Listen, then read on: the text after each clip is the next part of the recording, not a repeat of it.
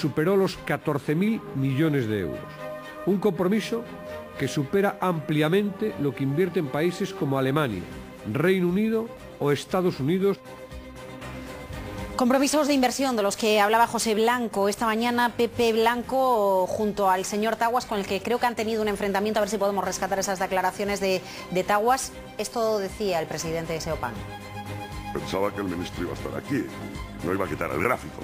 No es verdad que toda la nube de puntos... Ramírez, consejero delegado de Ramiserco. Raúl, buenas tardes. Muy buenas tardes, Laura. Se ha sentado en el centro un año después de la crisis de deuda periférica, ¿eso quiere decir? Eso quiere decir, espere, a ver, Rafael Moreno, profesor de la Universidad Complutense de Madrid y ex corresponsal de la agencia EFE en Washington y Nueva York. Hacía tiempo que no le veía, Rafael, gracias por acompañarnos. Nada, vosotros por invitarme. No, yo decía que si Raúl se ha sentado en el medio porque ya ha cambiado de convicciones. Porque siempre se sentaba a la derecha. Sí, eso es cierto. Yo me siento a la derecha porque así me lo dice el programa y porque obviamente estoy ideológicamente más a la derecha que a la izquierda. Pero como yo nunca he entendido que es el centro, yo siempre me considero una persona de centro-derecha y estoy muy orgulloso de ser de derecha, lo digo públicamente, lo he sido toda mi vida y hasta que este país no cambie, aunque ya no sé si la derecha es más social o la izquierda menos. Antes me decían, lo de derecha es que no tiene visión de lo social. Y tú me preguntas que ¿por qué estoy en el centro hoy? Porque bueno, hoy en la prensa va a hacer un año de el peor momento de este país. Va a hacer un año, este mes de mayo, donde estuvimos a punto de ser intervenidos. Va a ser un año donde reconocimos que después de 7 años de gobierno del Partido Socialista en España, teníamos que parar los españoles, mirar al extranjero y ajustar nuestras cuentas. Es una palabra. La Unión Europea nos echó el freno y nos dijo, o entráis en un plan de reajuste, ¿sí?, o os intervenís. ¿Qué ha pasado este año? Pues mira, lo único que ha pasado es lo siguiente. El año pasado acabamos el segundo trimestre del 2010 con una tasa con 4.640.000 parados. A fecha de hoy, por desgracia, estamos en 4.900.000. La tasa de paro era el 20,09. No es ninguna novedad que estamos en el 21,29. Si hablamos del IPC, el año pasado, en mayo, estábamos en 1,8. Este año estamos en el 3,6. Bueno, pero eso es culpa del petróleo, ¿no? Un momentito. Y el PIB, sí, estamos en el 0,3, no sé si es que no hace falta que me pique, Laura, si es que son datos y cantan por sí solos. Estamos en el 0,3 y estamos en el 0,2. ¿Qué quería decir? No es que me siente en el centro, yo creo que el centro en este país es un centro derecha, es necesario que giremos a lo que tanto miedo parece que le da al Partido Socialista, que es a reconocer un fracaso de su política, no solamente en lo económico, sino en lo social y en lo político de 7 años, nos enfrentamos a un proceso electoral y, señores, con este señor al frente, con este gobierno, y ya no hablo del Partido Socialista, estábamos mal, pero seguimos estando peor. La confianza de los españoles sigue bajando. La confianza de los mercados internacionales no sigue apostando por España. Y creo que hablaremos hoy de lo que el Fondo Monetario Internacional y algunas otras instituciones europeas nos están avisando. Tenemos la oportunidad en 2 semanas de unas elecciones municipales, preámbulo de unas generales, de entre todos los españoles y sobre todo los jóvenes que estáis en el paro con menos de 25 años, que sois la mitad de la población española, pegar un giro a este país. Si no somos capaces de hacerlo, que cada uno apechugue con su responsabilidad. Claro, usted citaba al Fondo Monetario Internacional que en las últimas horas alertaba, quien quiera que tome la palabra, de que tiene miedo de que se asista a una generación perdida en nuestro país, la de los jóvenes. Pues que al final yo creo que lo que tenemos que tener en cuenta es que una generación perdida se refiere al porcentaje de paro juvenil que tenemos en España. Es decir, es un porcentaje que es exactamente más del doble del que hay en la media de la Unión Europea. Y claro, estamos exportando valores, ¿no? Yo creo que estamos, la palabra yo no utilizo exportar, sino tenemos una fuga de talentos. Sí. Para mí sería la palabra, ¿no? Que es muy distinto a exportar a que se te fugen. Y una cosa, Antonio, que dentro del speech estoy totalmente de acuerdo contigo, pero quizá yo me preguntaría por qué hemos llegado a esto. O sea, a mí que el Fondo Monetario Internacional una vez más haga de federatario público una realidad que en este país lo sabemos, no me sorprende, porque si echamos mano a hemeroteca, y sabéis que a mí eso me gusta especialmente, ya hace más de 1 mes y medio, y aquí nadie en este país ha dicho nada, ha habido una señora que se llama Androula Vasiliou, que es la comisaria de Educación de la Comunidad Económica Europea. Esta señora hace 1 mes ya puso en la mesa el informe sobre el cual el Fondo Monetario ahora mismo está alertando. Y lo que nos está explicando es por qué ha ocurrido eso. Y yo quiero hacer un poquito, y en estas fechas del año y en este proceso electoral que estamos, quiero hacer mención de 2 temas. Nunca perdamos en España la memoria histórica. En esta ocasión hay un programa que habla de la memoria histórica. Pero es cierto que tenemos muy mala memoria para lo bueno y pésima para lo malo.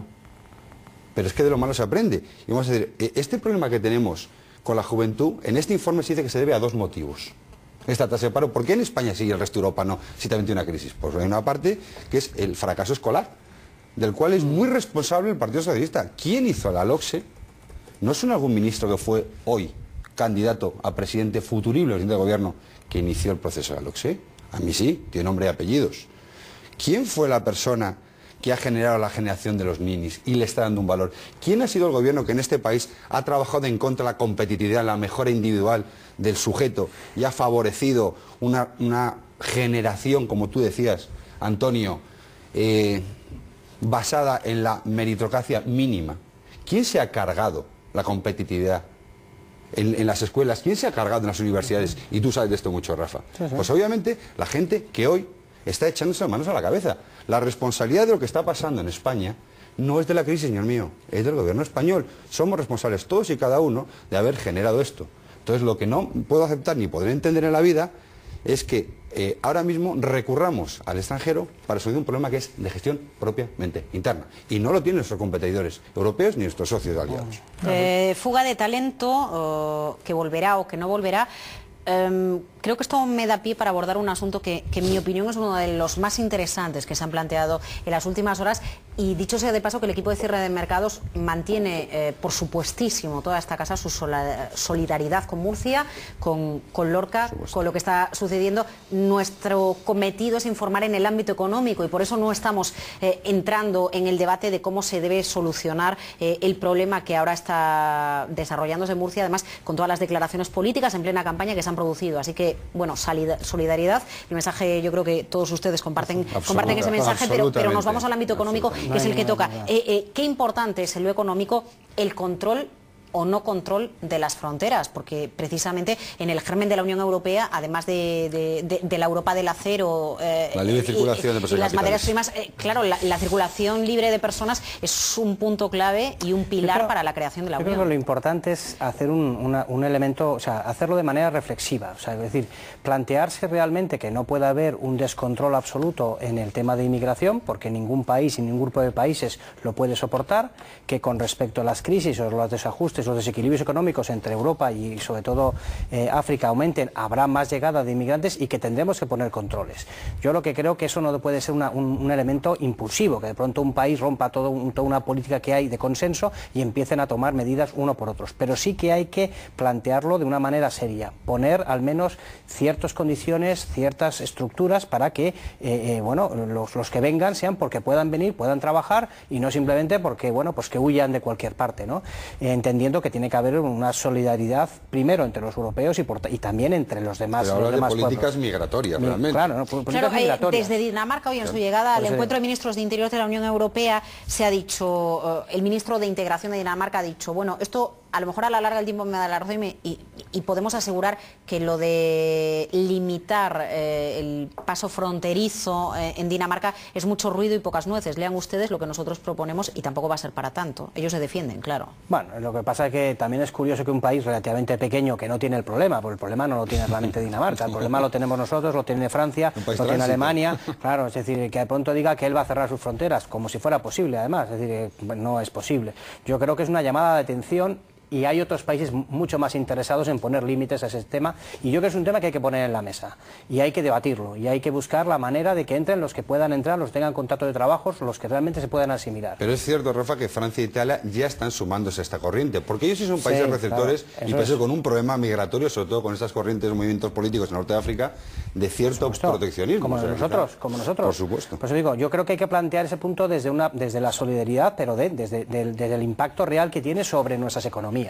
Y entender que las crisis de Túnez o de Libia, pues hay que poner la solución allí, no trayendo a la gente aquí. Otra cosa es que eso nos dé pie a una serie de movimientos que sean de cualquier tipo extremista y que generen problemas sociales en nuestras sociedades. Esto es lo que hay que evitar.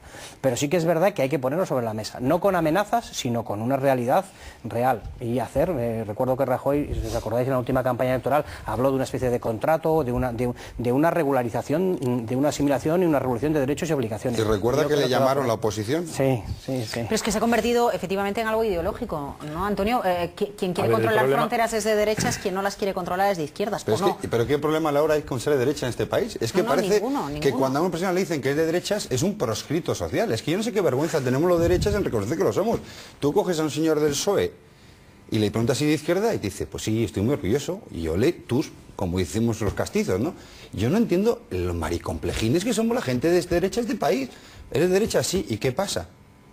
Cuando entramos a esa farsa política demagoga, decir, yo para diferenciarme de ti te voy a echar la piedra, es que esto me suena casposo, me suena antiguo, me suena retrógrado, me suena a progresista. Es que como ya he confundido lo que es progresista, porque era el otro día con el Constitucional, progresista resulta decir que es estar al servicio del dictado del gobierno.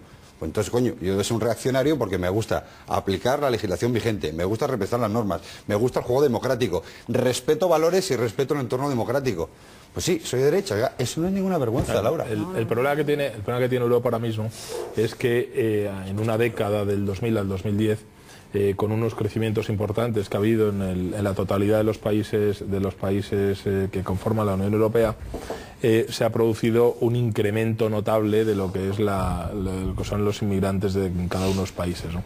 Esa situación provoca, como decía Rafa, un coste importantísimo, un coste social, un coste sanitario, un coste económico, es decir, un coste a todos los niveles. ¿Qué pasa? Que, claro, es decir, ese coste es sostenible y además genera riqueza, puesto que hay puestos de trabajo, se ofrece... Parte de nuestro crecimiento claro, está porque parte de nuestro crecimiento lo han aportado todos ellos. ¿Qué pasa? ¿Vale? Que una vez que efectivamente hay una involución en esa curva y entonces pasamos de los crecimientos a los no crecimientos y a las pérdidas de ese vigor económico de cada uno de los países, lo que se ha producido es un drenaje, lo que se está produciendo es un drenaje, puesto que efectivamente es que la economía ya no solo no puede absorber a la gente de fuera, sino que es que tenemos 5 millones de parados y no todos son inmigrantes, ¿no? Es que no podemos absorber a la gente del propio país que está sin trabajo y que ya hay 1.200.000 familias en España donde en su núcleo familiar no cobran absolutamente ni un duro para seguir subsistiendo, ¿no? Y eso al final tiene costes que no solo son los económicos de salir de la crisis, sino tiene un coste social, tiene un coste importante, claro, para cada una de las personas que están ahí. A lo mejor si se explicase así, tenemos en el caso español, que no es el caso en el que se aplica el debate sobre Schengen, ¿no? Pero si a lo mejor se explicase de esa manera, tenemos un 21% de tasa de paro. ¿No será mejor que primero solucionemos la tasa de paro aquí? Y de paso, se lo hilo a ustedes con el dato de paro en Grecia, que me sorprende mucho que las revueltas que están en la calle nos dejan unas imágenes impresionantes, pero la tasa de paro está muy por debajo de la tasa de paro en España. Pero no debía sorprenderse eso, es que los movimientos migratorios, entonces estamos hablando, una cosa son establecer políticas migratorias conociendo tu realidad, claro, y tu entorno internacional, que es lo que no hemos hecho. Y otra cuestión es regular un proceso natural. Desde que el hombre es hombre y la tierra es tierra, ha habido movimientos migratorios. Eso es natural que ocurra y no podemos, es más, tenemos que estar preparados para hacerlo.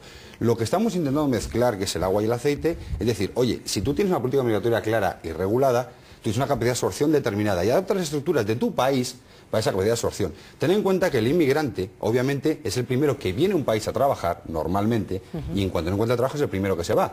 Por tanto, la tasa de parados que queda en núcleo base, principalmente es la gente o que no retorna o gente local. Ese es un ejemplo claro.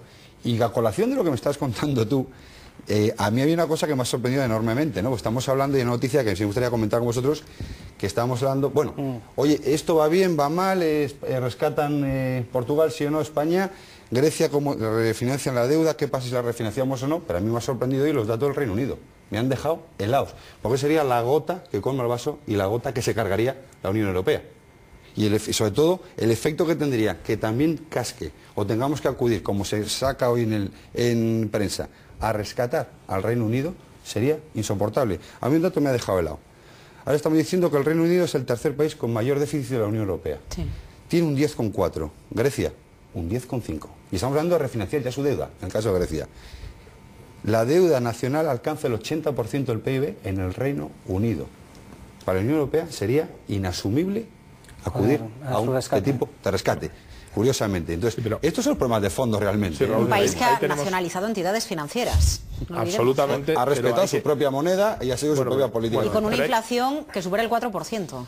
Hay que tener en cuenta, sí, efectivamente eso es así en el Reino Unido, pero el Reino Unido tiene mecanismos, y Rafa es profesor en ese sentido, seguro que sabe más que nosotros, tiene mecanismos como que efectivamente lo que habéis dicho, el respeto de su propia moneda hace que tenga unas herramientas que no tenemos el resto de países, puesto que con la moneda, con la política monetaria se pueden hacer muchas cosas, ¿no? Claro, Eso, es decir, no se preocupe, vamos a hacer... Que no venga con tanto ímpetu y con tanta energía, que el petróleo está muy caro, tanta energía no consuma, hombre. Bueno.